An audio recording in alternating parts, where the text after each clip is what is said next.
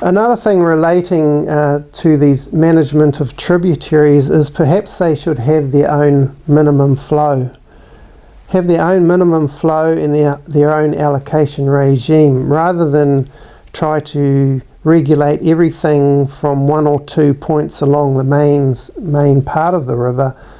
Look at the confluences of some of our tributaries.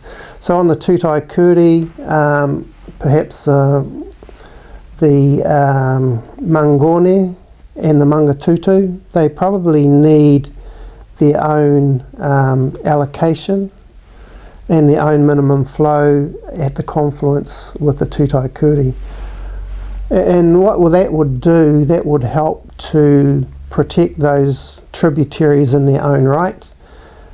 We often get, so our rohe for each of our hapu, it's within a particular area, and often it's not the whole river, it's part of the river, or it might be a whole tributary, but then enabling them to have kaitiaki responsibilities and some role in monitoring those tributaries. I think that's paramount.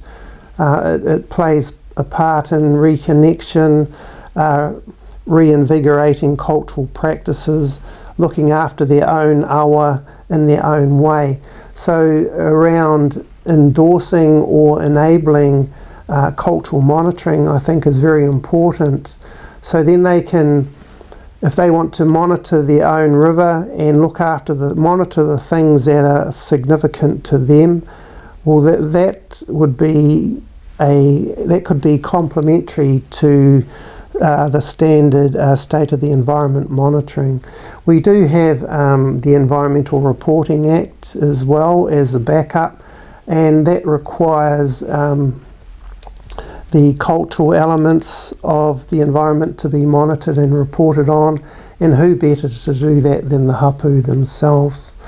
So if we look at that on the Tutaikuri, it's also relevant to the Ngāra and different parts of the Karamu. So on the Ngāra, the tributaries up in the higher reaches, the Taruado, the Mangatahi, the Kekowhero, around Waitio and the Ohiwea. So there's the opportunity, I guess, for hapu to do their own monitoring within those tributaries. And it doesn't have to be too extensive. It's more about creating a footprint in that space, and then that can be useful to both regional councils.